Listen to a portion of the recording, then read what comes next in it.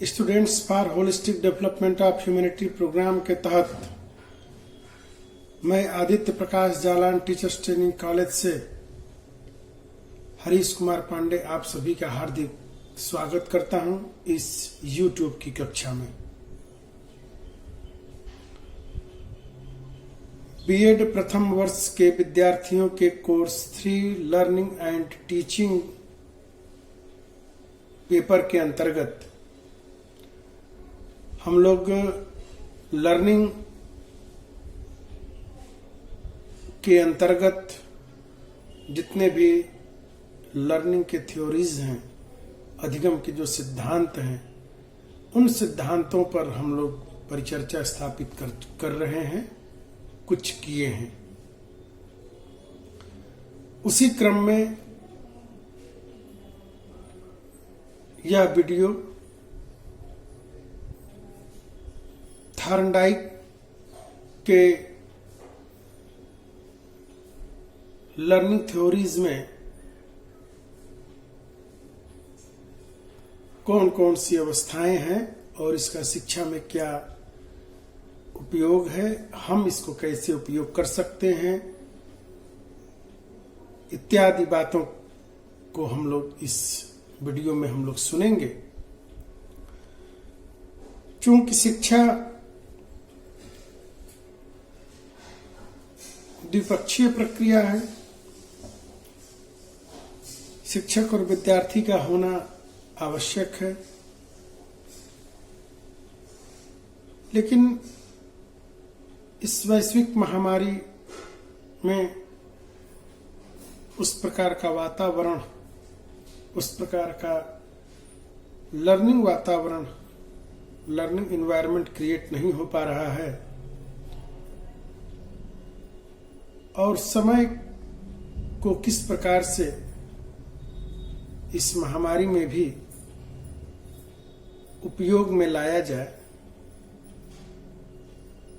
उसको हम लोग तकनीकी के माध्यम से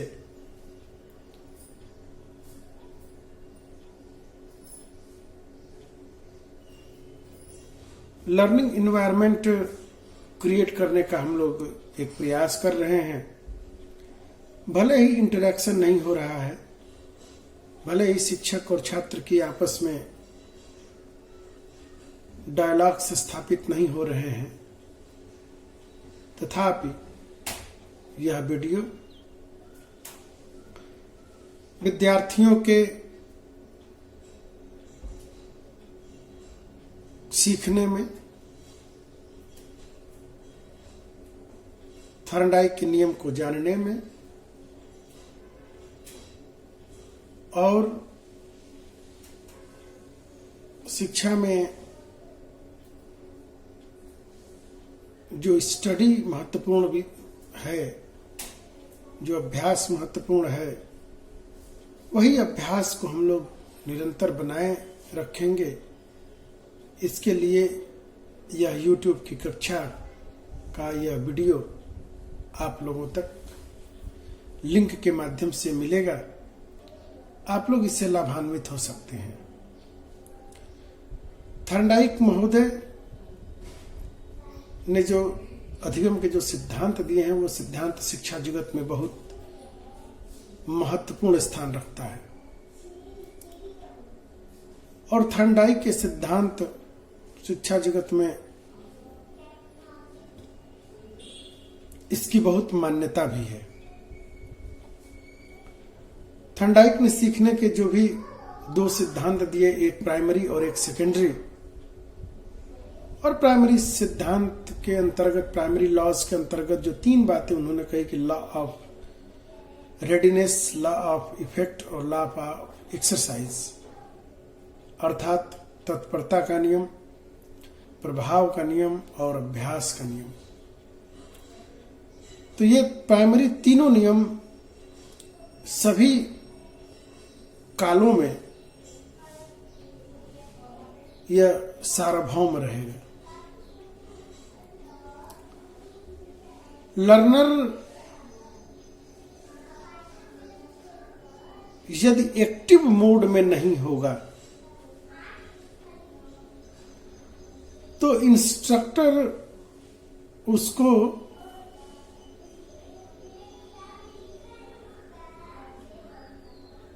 वो सारी बातें इंस्ट्रक्ट कर सकता है,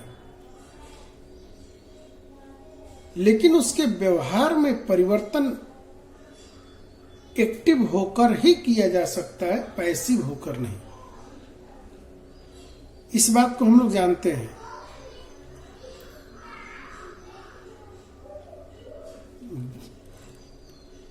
पूरी थ्योरीज में ड्राइव का होना बड़ा महत्वपूर्ण है, और यहां ड्राइव हर प्रयोग में, चाहे पावलोव हो, चाहे थॉर्नडाइक हो, चाहे आगे स्किनर आएंगे, तीनों परिस्थितियों में, तीनों कंडीशन में हम लोग इस बात को देखेंगे कि ड्राइव का होना महत्वपूर्ण है। और तीनों परिस्थितियों में ड्राइव यहां पर भूख है। अगर व्यक्ति को भूख ही नहीं है, जितने भी एक्सपेरिमेंट किए गए, अगर उन एक्सपेरिमेंटों में उसको भूख ही नहीं होती तो शायद ये अधिगम की थ्योरी ही न आती, और ना ही ये एक्सपेरिमेंट, ना ही सिद्धांत बनते। तो ड्राइव का, भूख का होना बहुत जरूरी है। विद्यार्थी के भी अंदर भूख होनी चाहिए, ज्ञान की भूख हो, कुछ जानने की भूख हो, कुछ कल्पना करने की भूख हो, कुछ कर गुजरने की भूख हो, कुछ बनने की भूख हो, तब जाकर उसके व्यवहार में परिवर्तन आएगा।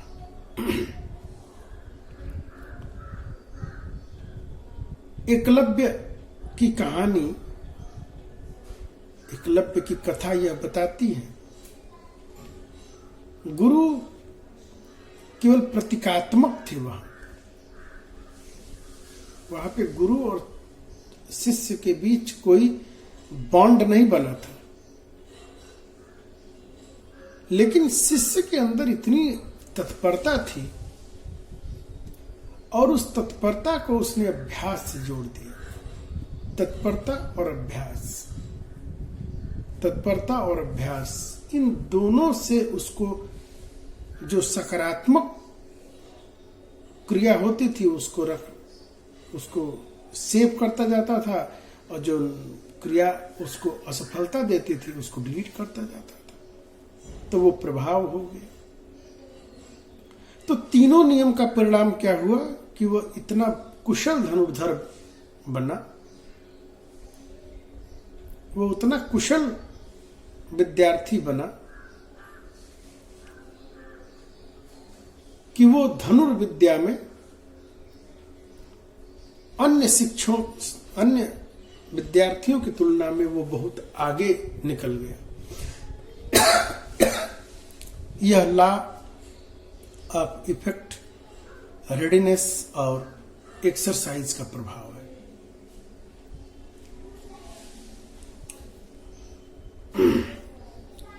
तो इसी प्रकार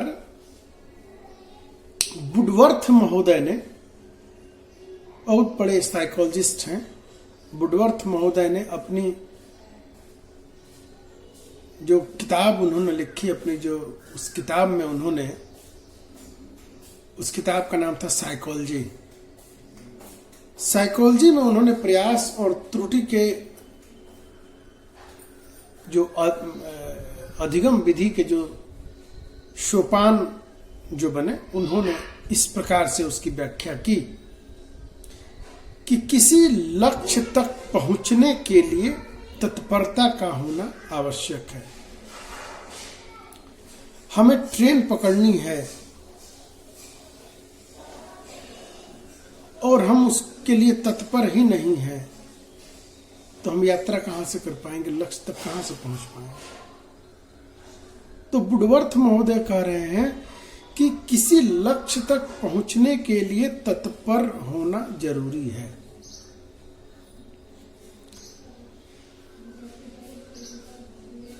एपीजे अब्दुल कलाम ने भी ये कहा था कि प्रयास करने वाले व्यक्तियों से जितना छूट जाता है, इंतजार करने वाला व्यक्ति उतना ही पाता है जितना उसे छूट जाता है। तो जो व्यक्ति तत्पर जितना ज्यादा होगा, देखिए तत्पर होना सिर्फ ये माने हम खूब तैयार हैं इससे बातें नहीं बन सकती हैं। तत्पर होने के लिए 3 अवस्थाओं का होना बहुत नितांत जरूरी है। वह शारीरिक रूप से स्वस्थ हो, शारीरिक रूप से तत्पर हो।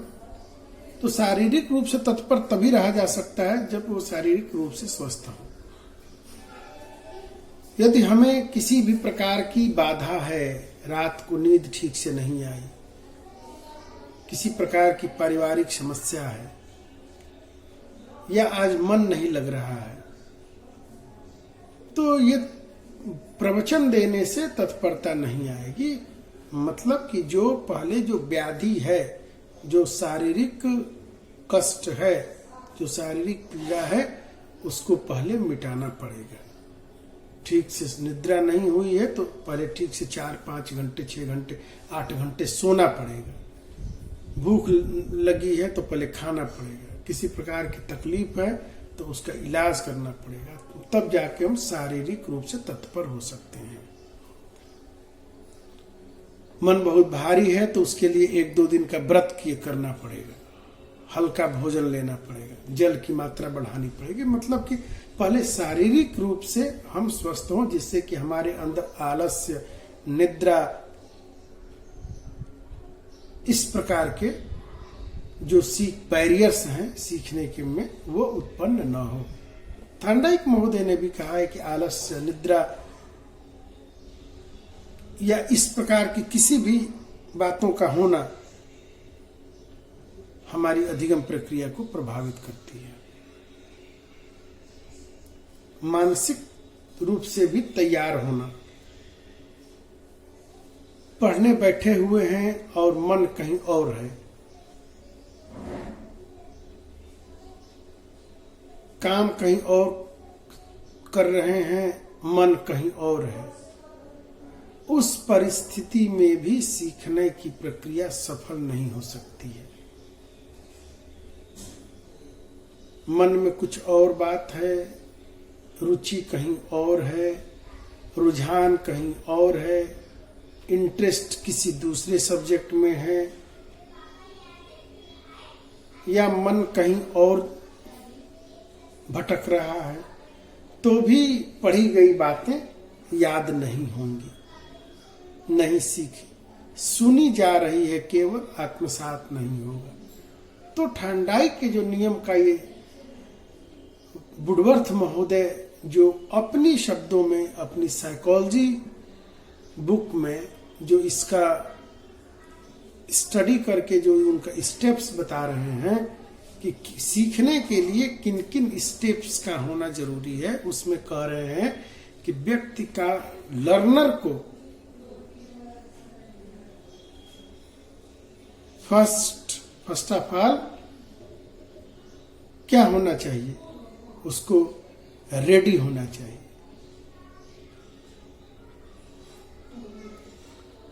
तो रेडी होने की जो आवश्यक शर्तें थीं वह था कि शारीरिक रूप से व्यक्ति स्वस्थ हो, मानसिक रूप से व्यक्ति स्वस्थ हो, और जो सबसे महत्वपूर्ण है, संवेगात्मक रूप से स्थिर हो। संवेगात्मक रूप से स्थिर हो। बहुत ज्यादा प्रसन्नता, बहुत ज्यादा दुखी, बहुत ज्यादा भाव में हो जाना भी किसी कार्य को मतलब बिगाड़ सकता है। तो सांवेगिक रूप से भी व्यक्ति को स्थिर होना बहुत जरूरी है सीखने की प्रक्रिया के लिए। अति दुखी मन है, अति दुखी चित्त है, तो भी आप सीख नहीं सकते हैं। मन में कुछ और चलता रहे, और बहुत ज्यादा प्रसन्न है तो भी बहुत नहीं हो सकते। तो ये जो संवेग है, ये शारीरिक रूप से स्वस्थ रहकर, मानसिक रूप से स्वस्थ रहकर अपने संवेगों पर नियंत्रण स्थापित करते हुए और इन परिस्थितियों में सामंजस्य, एडजस्टमेंट स्थापित करते हुए यदि हम किसी विषय को सीखने के लिए यदि हम रेडी हो रहे हैं, तब जाकर हम सीखने की प्रथम अवस्था को प्राप्त कर रहे हैं और सीखने के लिए हम अब जो उसकी पहली जो जरूरत है, हम उस वहां पर तैयार हो। दूसरे शब्दों में इसको इस प्रकार से समझ सकते हैं कि जब शिक्षक कक्ष में जब पढ़ाने के लिए विद्यार्थियों के सन्मुख जब उपस्थित होता है, तो विद्यार्थियों के अंदर जिज्ञासा जगाने के लिए, कुछ उनका ध्यान आकर्षित करने के लिए, उनको शारीरिक, मानसिक और सांवेगिक, फिजिकल, मेंटल एंड इमोशनल रूप से जोड़ने के लिए कुछ प्रश्नों को विद्यार्थियों के सन्मुख प्रस्तुत करता है और इस रूप में करता है कि विद्यार्थी का उस प्रश्न से पिछले वर्षों में या वर्तमान समय में उसका संबंध रहा हो। तो इस क्रिया द्वारा विद्यार्थी शारीरिक रूप से एक्टिव हो रहा है, मानसिक रूप से प्रिपेयर हो रहा है और संवेगात्मक रूप से वह स्थिर हो रहा है कि कुछ नई बातें जानने को, कुछ सीखने को, जिसके निमित्त हम बैठे हैं, आए हैं और उसकी रुचि के अनुसार विषय मिल रहा है, तो वो सीखने के लिए तीनों रूपों में, फिजिकली, मेंटली, इमोशनली क्या हो रहा है, तैयार हो रहा है और इन्वायरमेंट से उसका अटैचमेंट हो रहा है। तो मैं समझ रहा हूं कि आप लोगों को यहां पर बात समझ में आ रही है कि एक शिक्षक के रूप में हम तत्परता के नियम का प्रयोग किस रूप में कर सकते हैं। सिर्फ प्रश्नों के रूप में ही विद्यार्थी को तैयार नहीं किया जा सकता, और भी विधियां हो सकती हैं। शिक्षक कक्षा में जाते हैं, सबसे पहले जो अभिवादन की प्रक्रिया होती है, विद्यार्थी अपने सीट से खड़े हो जाते हैं, गुड मॉर्निंग सर। शिक्षक के द्वारा कहा जाता है कि सिट डाउन। विद्यार्थी धन्यवाद देते हुए बैठ जाता है। इसका मतलब कि वह रेडी हो रहा है।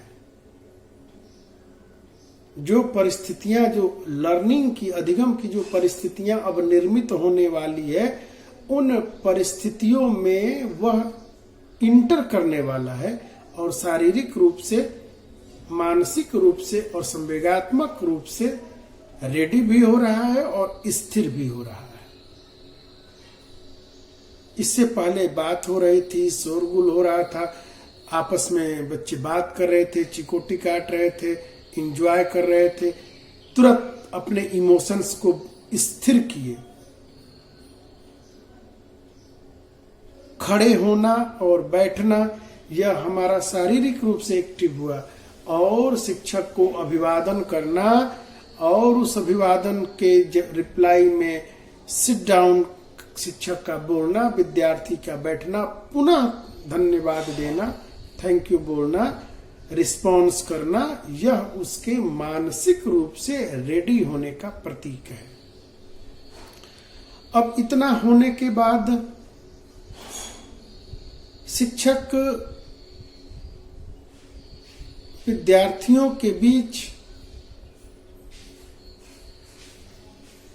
अपनी बातों को रखने से पूर्व प्रक्रिया के थ्रू तो सुनने में लग रहा है कि बहुत लंबा समय, लेकिन एक जितना उसके किसी बालक के चेहरे पर देखने के बाद और उसका जो उससे इम्प्रेशन जो हुआ और शिक्षक के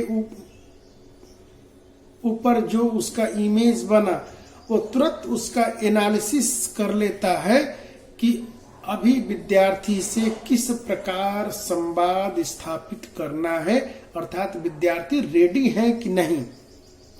यदि शिक्षक को लगता है कि विद्यार्थी रेडी नहीं है, चेहरे से थके हुए हैं, कोई मानसिक उलझन में है, आज पढ़ने का कुछ माहौल दूसरा है, तो शिक्षक प्रश्न न पूछकर अन्य विधियों का सहारा ले सकता है, क्योंकि पढ़ाना तो है, लर्निंग का इन्वायरमेंट क्रिएट तो करना है।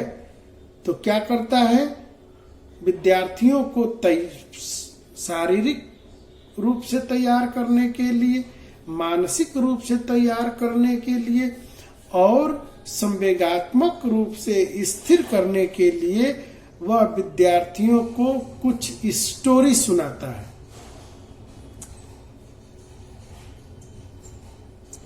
यदि आप लोग अपने सिलेबस को ठीक ठीक तरीके से पढ़े होंगे, नहीं पढ़े होंगे तो पढ़ लेंगे। पेपर 4 में लैंग्वेज अक्रॉस द करिकुलम के यूनिट 3 में वहां पे जो टीचिंग के जो टेक्निक्स सिखाए जा रहे हैं, वहां पर पहला ही है स्टोरी टेलिंग।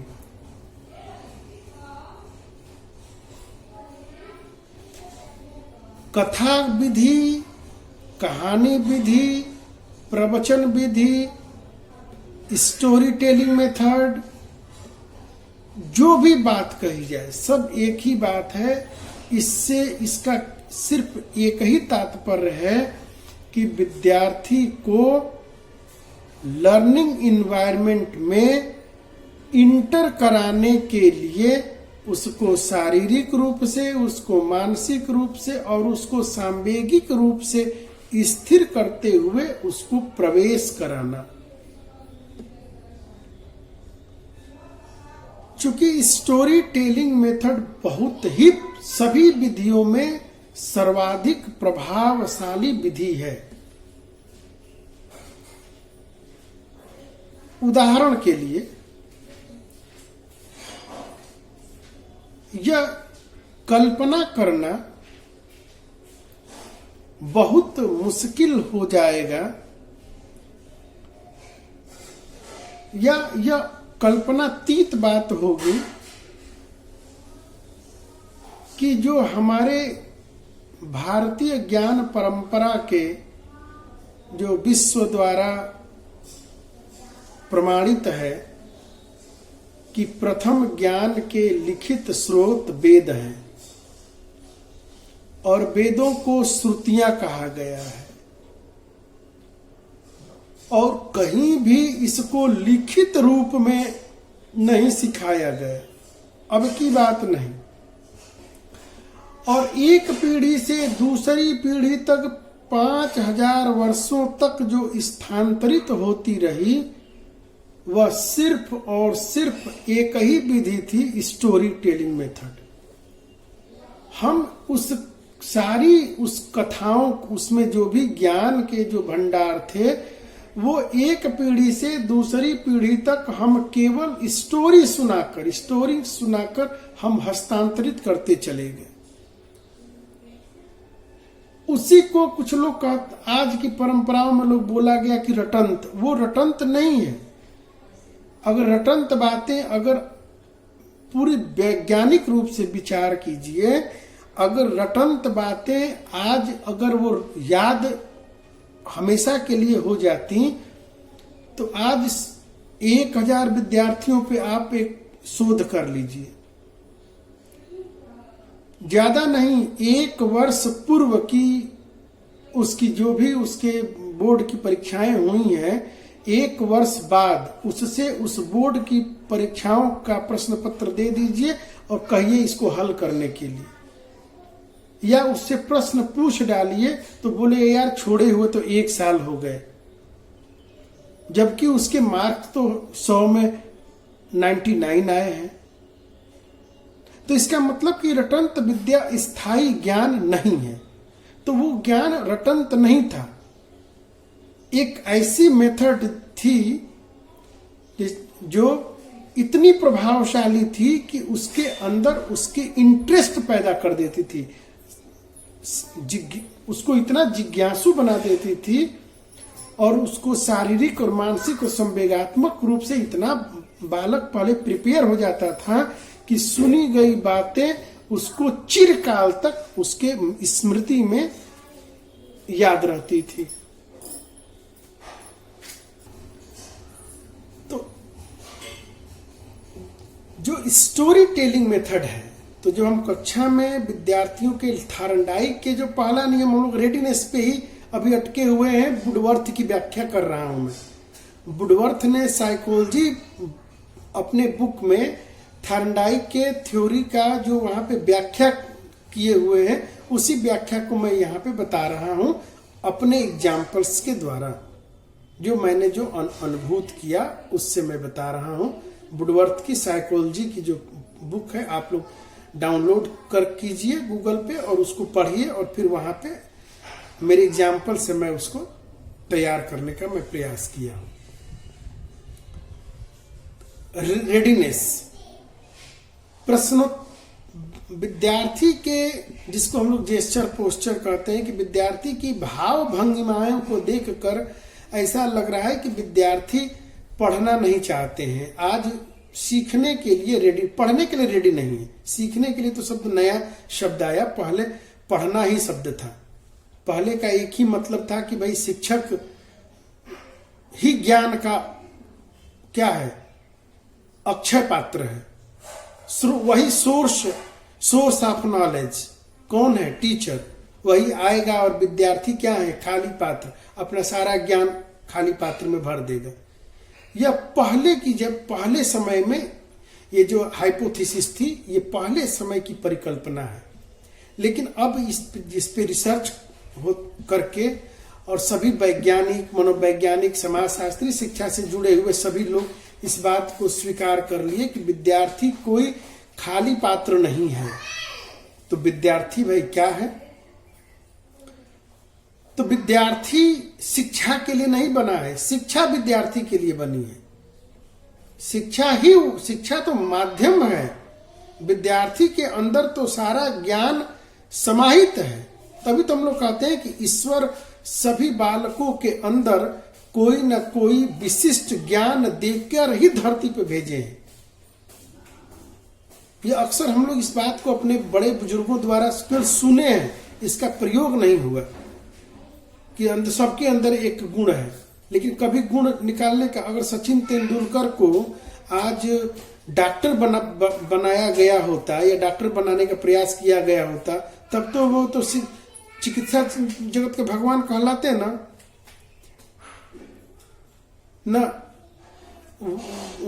वहां ही नहीं, वो कभी वो सचिन तेंदुलकर बन ही नहीं पाते।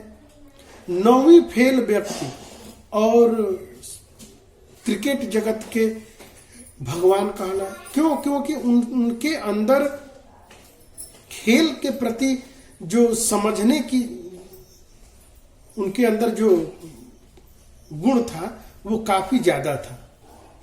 तो इसलिए उन्होंने खेल जगत में अपनी उपलब्धियां हासिल की।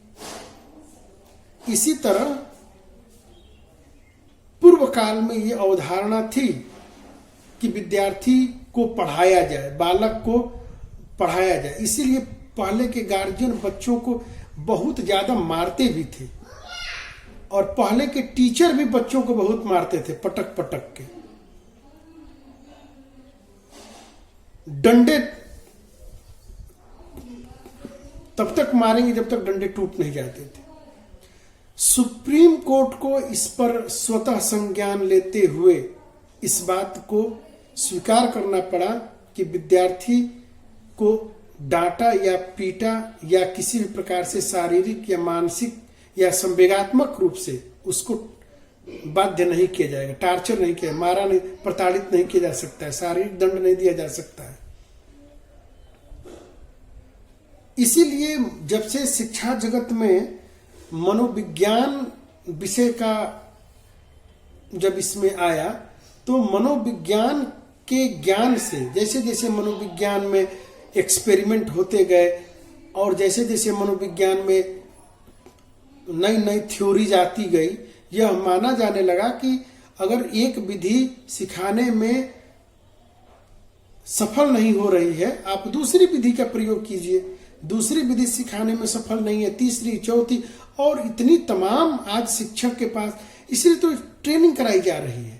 ट्रेनिंग का क्या मतलब, बिना टीचर की ट्रेनिंग लिए हुए बहुत से लोग इतना बढ़िया पढ़ाते हैं कि जिसका कोई जवाब ही नहीं, लेकिन बस उनके वो एक ही विधि से पढ़ाते हैं, बहुत बढ़िया पढ़ाते हैं, लेकिन बहुत ज्यादा विधियों का ज्ञान, जैसे डॉक्टर ट्रेंड और एक अनट्रेंड।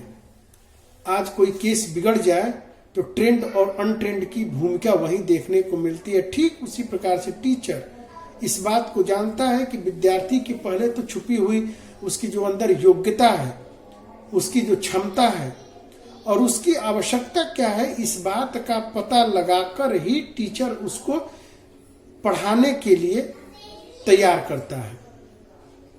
तो ये सब संभव हुआ मनोविज्ञान के शिक्षा जगत में आने से, और मनोविज्ञान ने शिक्षा जगत में एक्सपेरिमेंट करते हुए नए नए सिद्धांतों को, नए नए शिक्षण विधियों को, नए नए शिक्षण प्रविधियों को, एक मेथड हो गया, एक टेक्निक हो गई, और इसमें भी अलग अलग प्रकार की स्ट्रेटजी को तैयार किया गया। जैसे स्ट्रेटजी में, इसके भी स्ट्रेटजी दो प्रकार की है। एक होता है प्रभुत्ववादी, ऑटोक्रेटिक, और एक होता है जनतंत्रवादी, डेमोक्रेटिक। तो जो शिक्षा की जो प्रक्रिया है जो वर्तमान समय में, यह क्या है, यह प्रभुत्ववादी नहीं है, यह डेमोक्रेटिक है, जनतंत्रवादी है। अर्थात विद्यार्थी इसमें मुख्य है। इसीलिए हम लोग आज बोल रहे हैं चाइल्ड सेंटर्ड एजुकेशन। यहां पर विद्यार्थी को उसकी वो तैयार है कि नहीं है, वह सीखना चाहता है कि नहीं है, उसकी योग्यता है, क्षमता, प्रतिभा, सभी बातों का ध्यान में रखते हुए। आज वो पढ़ना नहीं चाहता है तो नहीं पढ़ाया जाएगा। अब एक क्लास में तो विद्यार्थी तो सामान्यतः ऐसा होता है कि पढ़ना नहीं तो पढ़ाया कैसे जाएगा। यहाँ पे कदापि अर्थ नहीं कि उसको पढ़ना नहीं चाहता पढ़ाया नहीं जाएगा। पढ़ना नहीं है तो पढ़ाया नहीं जाएगा। कि इसका तात्पर्य यह है कि आप अपनी टीचिंग स्ट्रेटजी में परिवर्तन कीजिए। आप अपनी आपने जो स्ट्रेटजी बनाई हुई है उस स्ट्रेटजी में परिवर्तन कीजिए। जो शिक्षण के जो फार्मूला है, जो शिक्षण के जो सूत्र हैं, शिक्षण की जो मेथड्स हैं, जो शिक्षण की टेक्निक्स है, आप उसमें परिवर्तन कीजिए और उन परिवर्तनों में देखिए कि विद्यार्थी क्या चाहता है। उन्हीं में एक हमारी टेक्निक्स में आती है स्टोरी टेलिंग। विद्यार्थी आज क्लास में गए, विद्यार्थी रेडी नहीं हो रहे हैं, हमने प्रश्न पूछा, विद्यार्थी इंटरेस्ट नहीं ले रहे। इंटरेस्ट न लेने का मतलब क्या हुआ कि वो मानसिक रूप से और इमोशनली रूप से, मेंटली और इमोशनली वो प्रिपेयर नहीं हो रहे हैं। अब वहां पे आपको अपनी स्ट्रेटजी में परिवर्तन करना पड़ेगा उनको तैयार करने के लिए। तो हमने स्ट्रेटजी में क्या हमने परिवर्तन किया? हमने स्ट्रेटजी में परिवर्तन किया कि हम विद्यार्थियों को जो प्रश्न पूछते हैं या जो आज उसके बाद व्याख्या करते हैं, नहीं, आज हम स्टोरी सुनाएंगे। इसीलिए शिक्षण कार्य और एक शिक्षक की भूमिका यहीं पर महत्वपूर्ण है। भाई जो शिक्षक किताबों से पढ़ाते हैं वो तो बातें किताबों में है, विद्यार्थी भी पढ़ लेगा किताबों से, या उसके घर के लोग ऑलरेडी पहले से पढ़े हुए हैं वही पढ़ा देते किताबों से। लेकिन शिक्षक उसको स्पेसिफिक बनाने का प्रयास करता है। और स्पेसिफिक तभी बनेगा जब विषय जो पढ़ाना है, जो कंटेंट को एक एग्जाम्पल्स के द्वारा, या विद्यार्थी पढ़ना नहीं चाहता है, आपका जो एक्सप्लेनेशन है वो नहीं सुनना चाहता है, तो हम क्या करेंगे, उसी एक्सप्लेनेशन को विद्यार्थी की पृष्ठभूमि का ज्ञान चूंकि आपको है, उस पृष्ठभूमि में एक हम स्टोरी का निर्माण करते हैं और उस स्टोरी के माध्यम से हम उस विषय वस्तु को विद्यार्थी के सामने रख देते हैं। अब यहाँ पे विद्यार्थी सुन क्या रहा है, स्टोरी में आनंद उसको आता ही है।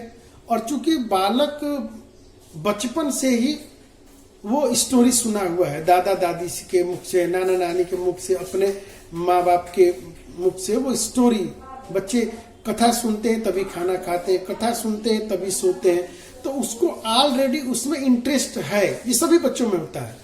तो जब आपने उस विषय को स्टोरी के रूप में आपने रखा, तो सुना तो स्टोरी, लेकिन सारी बातें उसको क्या हो गई, वो ऑलरेडी पहले से उसका कॉन्सेप्ट, उसके विषय में जो कॉन्सेप्ट का पहले से उसका फॉर्मुलेशन हो गया, तो कॉन्सेप्ट का पहले से निर्माण हो गया।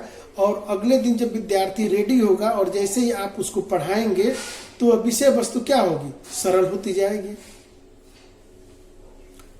एक एग्जाम्पल्स आ रहा है हमारे अभी स्मृति में, इंदिरा गांधी फॉर्मल एजुकेशन बहुत ज्यादा सिस्टमेटिक उनका नहीं था, लेकिन बचपन में पंडित जवाहरलाल नेहरू जब जेल में थे तो उन्होंने पत्र के माध्यम से, और पिता का पत्र हो तो किसी भी पुत्र के लिए वो निश्चित रूप से भाई उसको वो जिज्ञासु होगा, वो पढ़ेगा, वो उसके भाव है, उसकी व्याख्या नहीं करनी है। तो पूरी जवाहरलाल नेहरू उसमें चाहते तो घर की सारी बातें और भी बातें सब उसमें उस पत्र में डालते, लेकिन उन्होंने पत्र के माध्यम से ही पूरे देश की geographical, economical, social, cultural, political सभी प्रकार की बातों का उसमें जिक्र करते हुए, मतलब पत्र लिखने की भी आप लोग भी जानते होंगे, कुछ विद्यार्थी हो सकता है किए हों। इग्नू जो है, Indira Gandhi national open university, उसमें भी एक creating writing, letter creating writing का कोर्स कराया जाता है 6 महीने का, कि किस लेटर को जो हम लोग लिखते हैं उसको क्रिएटिव किस प्रकार से हो, अगला को पढ़ने का मन नहीं है फिर भी उसको पढ़े।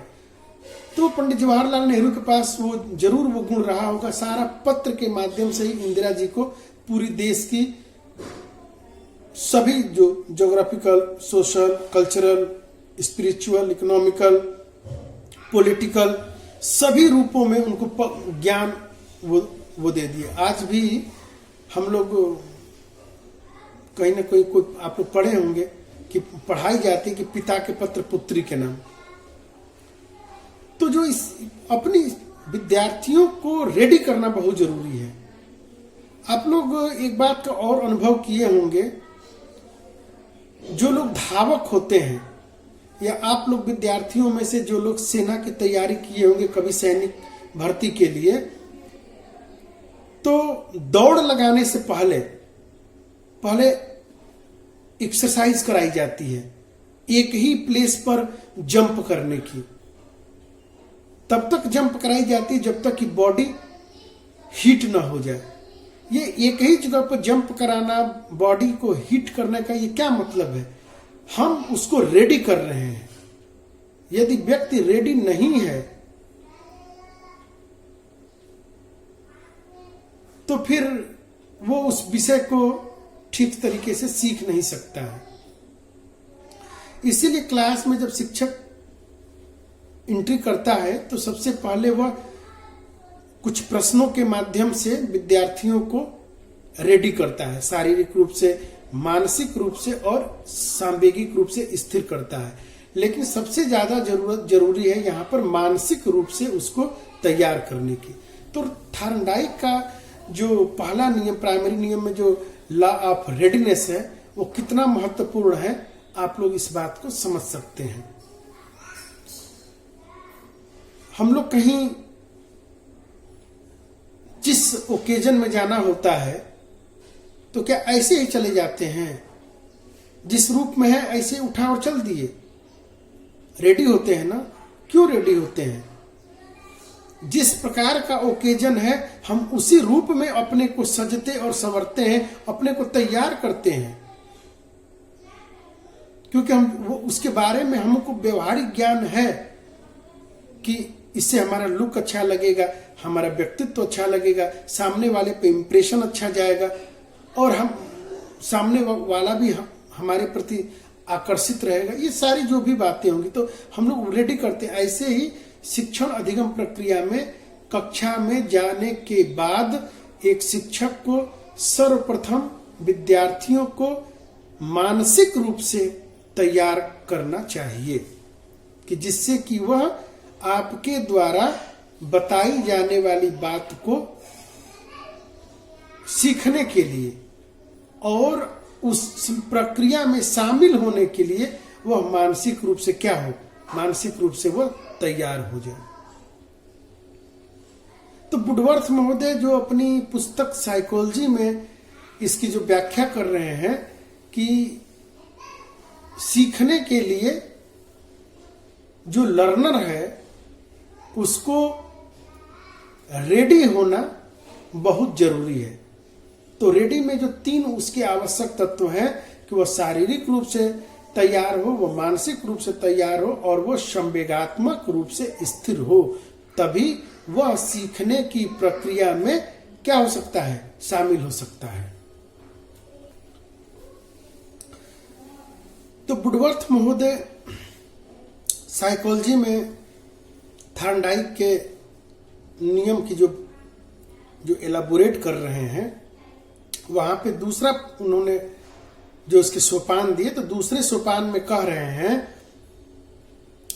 कि लक्ष्य तक पहुंचने का मार्ग स्पष्ट रूप से दिखाई न देना।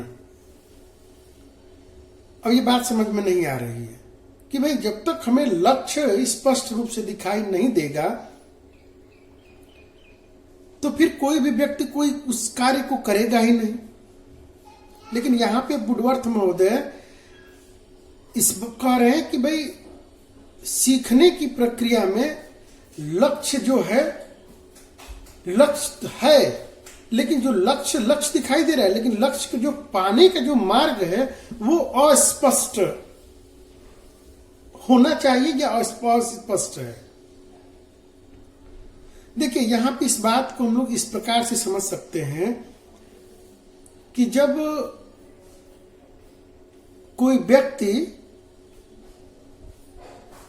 अच्छा हम लोग इस रूप में ऐसे समझें कि नौकरी प्राप्त करना है, ये हमको तो भाई दिखा रहा है कि भाई हमको टीचर भर्ती आ रही है, हमको शिक्षक भर्ती आ गई है, शिक्षक हमको भर्ती हमें को उसको बाधा को प्राप्त तो तक क्रैक करना है और उसको पाना है।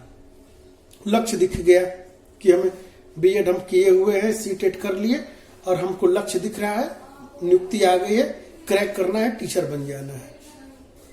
लेकिन जो मार्ग है वह मार्ग अस्पष्ट, वो मार्ग आपको नहीं दिख रही। किस मार्ग का मतलब क्या है कि कौन सी विधि को अपनाए, कौन कौन सी किताबों को पढ़ें, अपनी जो टीचिंग का जो या आपकी जो तैयारी का जो स्ट्रेटजी है वो स्ट्रेटजी आपको नहीं पता है।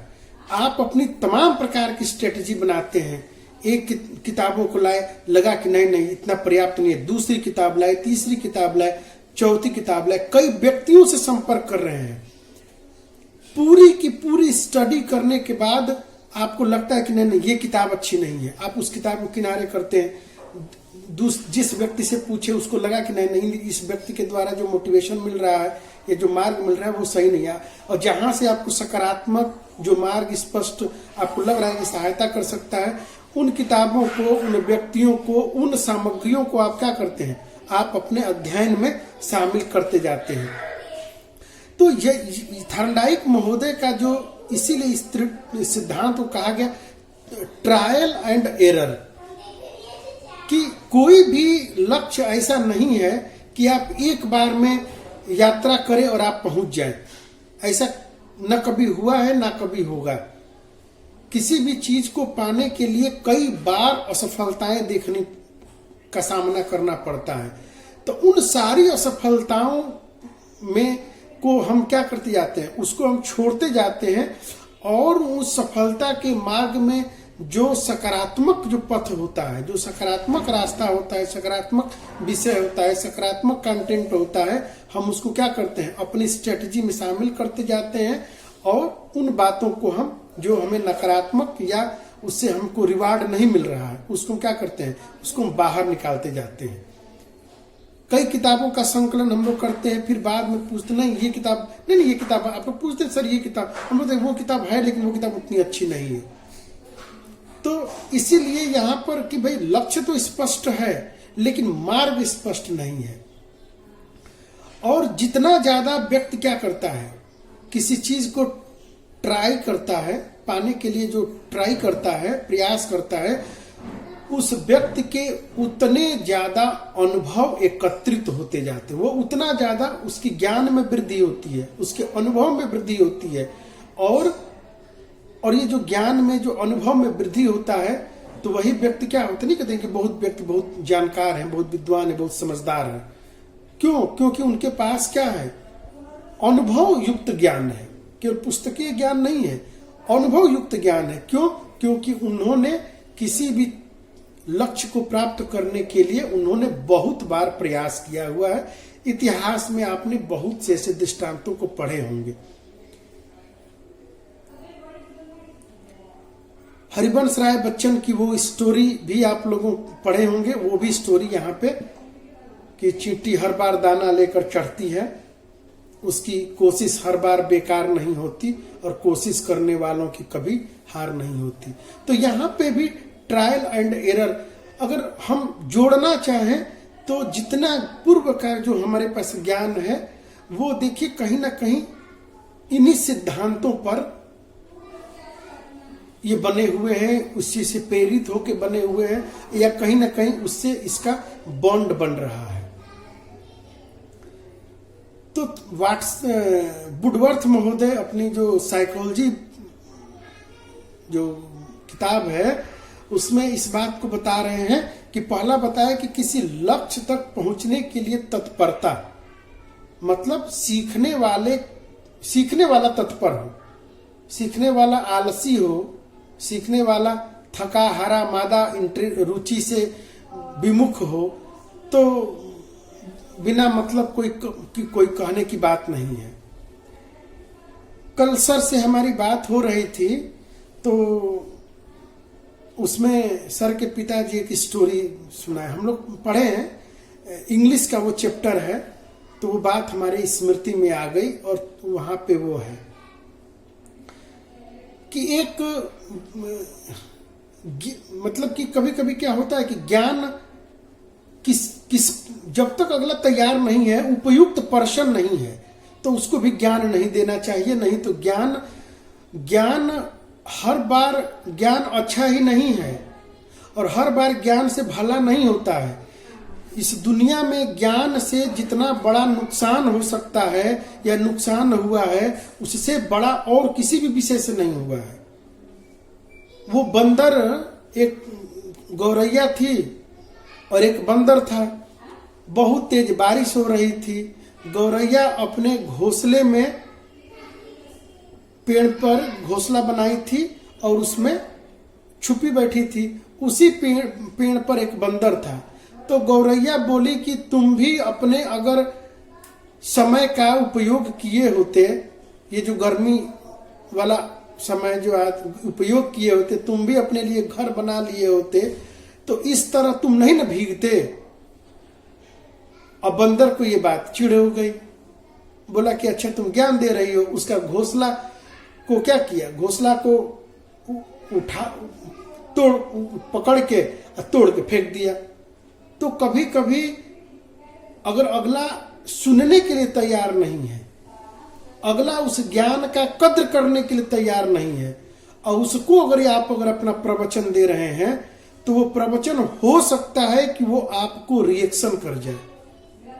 तो इसीलिए माँ बाप भी पढ़े होते हैं, घर में और भी लोग पढ़े होते हैं, लेकिन शिक्षक की क्यों जरूरत होती है?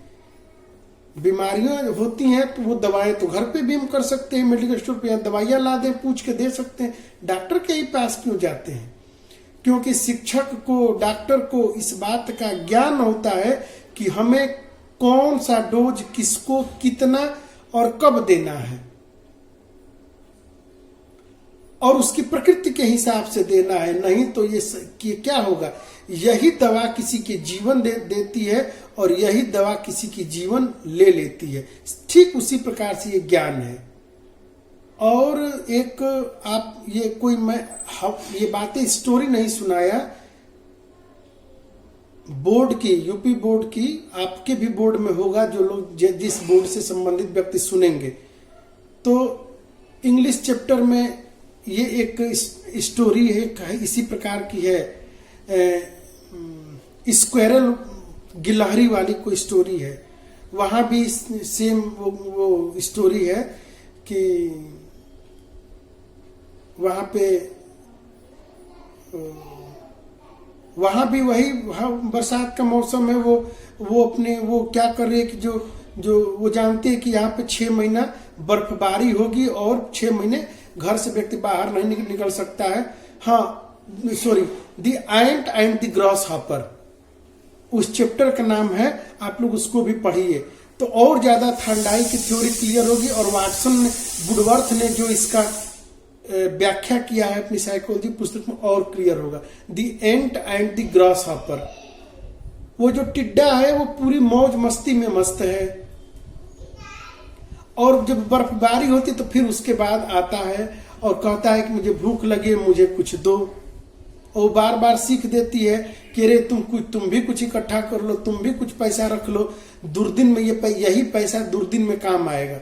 यही जो अन्न का भंडार है, 6 महीना बर्फ गिरेगी, उसमें कुछ काम नहीं हो पाएगा। तो वो कहता है कि अरे आज चल रहा है, क्या मतलब है, आज तो अच्छा है, क्या मतलब है, रख के क्या होगा, रख के क्या होगा, वही प्रवचन रख के क्या होगा। तो वही जब, और फिर वही उसको प्रवचन जो दे रही है कि आप इसको क्या कीजिए। जब वो मांगने जाता है तो वहां पे वो प्रवचन देती, तो वो भी क्या करता है, अच्छा। तो इसलिए यहाँ पे ये है कि भाई जो व्यक्ति ऐसे, तो मॉरल स्टोरी में कहा गया कि दुष्ट व्यक्तियों को प्रवचन नहीं देना चाहिए। अब भाई किसको कैसे पता है कि वो दुष्ट है कि नहीं है? तो दुष्ट व्यक्तियों को प्रवचन, यहाँ दुष्ट का मतलब अज्ञानी से है। तो अज्ञानी व्यक्तियों के आगे, भैंस के आगे बिन बजाओ भैंस चले पगुराए, जो हम लोग की बात कहते हैं। उसी प्रकार से अगर विद्यार्थी रेडी नहीं है, शारीरिक रूप से कष्ट है, मानसिक रूप से तैयार नहीं है, और संवेगात्मक रूप से स्थिर नहीं है, मन में बहुत उसके अंदर क्या है, कोई तकलीफ है, दुखी है, परेशान है, कोई अंदर में कोई पीड़ा है, तो यह बहुत ज्यादा उत्तेजित है, आवेशित है, बहुत ज्यादा भी प्रसन्नचित है, तो ऐसी परिस्थितियों में आपके द्वारा दी गई सिखाई गई बातें उसके लिए, उसके व्यवहार में कोई सकारात्मक परिवर्तन नहीं लाएगी। इसलिए कभी भी ज्ञान देने, पढ़ाने जा रहे हैं, तो अधिगम के लिए वातावरण निर्मित करने से पहले क्या करना चाहिए? उस वातावरण के लिए विद्यार्थी, शिक्षक तो तैयार है क्योंकि वो क्लास में अपना एक स्ट्रेटेजी बना के ही गया है, अपना स्पेसिफिक और जनरल ऑब्जेक्टिव्स तय करके गया है, लेकिन विद्यार्थी उसके लिए तैयार है कि नहीं है, यह बात परिस्थितियां तय करती हैं। और यदि उसको विद्यार्थी तत्पर नहीं है तो हम क्या करते हैं, उसको विद्यार्थी को रेडी करने के लिए हम प्रश्न पूछते हैं, हम स्टोरी सुनाते हैं। प्रश्न पूछे, आप उसको चार्ट में कुछ आकर्षक चित्र दिखा सकते हैं, कुछ मॉडल दिखा सकते हैं, कुछ एक्टिविटी करा सकते हैं। उन्हीं विद्यार्थियों में से एकाध विद्यार्थियों को बुला लीजिए और उनसे आप रोल प्ले करवाकर भी विद्यार्थियों को रेडी कर सकते हैं। तो थॉर्नडाइक महोदय की जो ये थ्योरी है लॉ ऑफ रेडीनेस, जिसकी व्याख्या वुडवर्थ महोदय कर रहे हैं, उसके स्टेप्स बता रहे हैं, उसमें कहा कि किसी लक्ष्य तक पहुंचने के लिए लर्नर को रेडी होना आवश्यक है और दूसरा लक्ष्य तक पहुंचने का मार्ग स्पष्ट रूप से दिखाई न देना। अगर किसी को मार्ग बहुत स्पष्ट रूप से दिखाई दे रहा है या उस व्यक्ति उस कार्य को करना जानता है, तो देखते हैं व्यक्ति बैठे रह, आप कितना भी शोर मचाइए, वो व्यक्ति एकदम बिल्कुल बैठा है, क्योंकि वो उसको वो लक्ष्य भी दिख रहा है और मार्ग भी दिख रहा है। इसका मतलब उसके जीवन में वो कोई प्रयास नहीं करेगा। प्रयास का मतलब यहाँ पे कार्य से है। प्रयास का मतलब आप जो स्पेसिफिक कंटेंट हो या जो भी आप तैयार करते हैं, एग्जाम्पल्स तैयार करते हैं या कोई डेमोन्स्ट्रेशन तैयार करते हैं, तो वो स्पेसिफिक हो गया, क्योंकि आपने परिस्थिति को और स्टूडेंट के क्या क्वालिटी, एबिलिटी, टैलेंट, उसकी पोटेंशियल को ध्यान में रखकर आपने तैयार किया हुआ है। तो वो जनरल नहीं है, वो स्पेसिफिक हो गया। तो वो स्पेसिफिक जो आप इन्वायरमेंट क्रिएट करेंगे, उस स्पेसिफिक इन्वायरमेंट में विद्यार्थियों को यदि अगर रेडी करके अगर उसमें शामिल कराया जाए, तो निश्चित रूप से उसके व्यवहार में, उसके सीखने की प्रक्रिया में और उसके ज्ञान और अनुभव में सकारात्मक परिवर्तन होगा। तो आज के लिए इतना। बाकी नेक्स्ट वीडियो में इसके और भी सोपान हैं जो वुडवर्थ महोदय ने इसकी व्याख्या की है और वुडवर्थ महोदय ने इसको उनके प्रयोग को, थॉर्नडाइक के प्रयोग को जो अपनी साइकोलॉजी पुस्तक में, जो बुक में जो दिया हुआ है, उसको हम लोग आगे के वीडियो में और भी समझने का प्रयास करेंगे, कुछ सिद्धांतों के रूप में, थ्योरीज के रूप में और कुछ उदाहरण के रूप में। जैसे अभी मैंने कई स्टोरी से, कई उदाहरण से मैंने उसको रिलेट करने का प्रयास किया। कुछ जो संबंध उसका बना होगा वो आपको वास्तविक परिस्थितियों में लगी होगी और कुछ लगा होगा कि यह उसका बॉन्ड नहीं बना। तो जैसे जैसे परिस्थितियां और व्यक्ति की मन स्थिति और परिस्थितियां बदलती हैं, वो सारी बातें फिर लगेगा कि एक समय आएगा कि वो बॉन्ड बन जाएगा, तो लगेगा कि परिस्थितियों के निर्मित ये बातें कही गई हैं। एक बातें, जैसे कि आप लोग इस वीडियो को सुनते हैं, आपको नोट्स उपलब्ध कराई गई है, तो जो बातें उसमें आपको समझ में नहीं आई, तो आप लोग अपने साथ एक पेन और एक डायरी जरूर रखिए। जो बातें समझ में नहीं आई, क्योंकि भाई देखिए, यह एक तो पहली बार अभी आप लोग अपने अपने स्ट्रीम से, कोई साइंस, कोई आर्ट, कोई कॉमर्स, अपने अपने, कोई मैनेजमेंट, कोई लॉ, कोई कंप्यूटर साइंस, कोई फैशन डिजाइनिंग, कई कोर्सों से बच्चे अब आ रहे हैं। तो उनको समझने में, चूंकि इससे पहले इस प्रकार की बैकग्राउंड नहीं मिली होगी। जो लोग आर्ट स्ट्रीम के हैं, जो लोग साइकोलॉजी, जो लोग एजुकेशन जैसे, या जो लोग एंथ्रोपोलॉजी जैसे सब्जेक्टों को पढ़ के आए हैं, जो सोशियोलॉजी सब्जेक्ट को जो लोग पढ़ के आए हैं, उनको तो थोड़ा बहुत इस प्रकार का इन्वायरमेंट मिल रहा होगा या रिलेट कर रहा होगा। लेकिन जो लोग डायरेक्ट साइंस से आए हैं या अन्य, तो उनको ऐसा लगता होगा कि ये नई नई बातें हैं समझ में। तो सारी जो बातें समझ में नहीं आ रही हैं, उसको एक डायरी पर नोट कर लीजिए। और ये भी परिस्थिति गुजर जाएगी। ये जो कोरोना है, ये आज है, कल नहीं होगा, कल अच्छी परिस्थिति आएगी। तो फिर हम लोग जब क्लास में मिलेंगे, तो पुनः उस पर एक बार हम लोग एक संवाद स्थापित करेंगे और जो भी टीचर स्टूडेंट के बीच जो डायलॉग्स होगा, उन डायलॉग्स के माध्यम से हम लोग जो इसका ऑब्जेक्टिव्स है, उस ऑब्जेक्टिव्स पर हम लोग पहुंचने का प्रयास हम लोग करेंगे। तो और फिर भी कोई प्रश्न रह जाए तो इस YouTube में आप लोगों का ऑप्शन मिलता है, आप लोग चैट बॉक्स में अपने प्रश्नों को रख सकते हैं। तब तक के लिए धन्यवाद।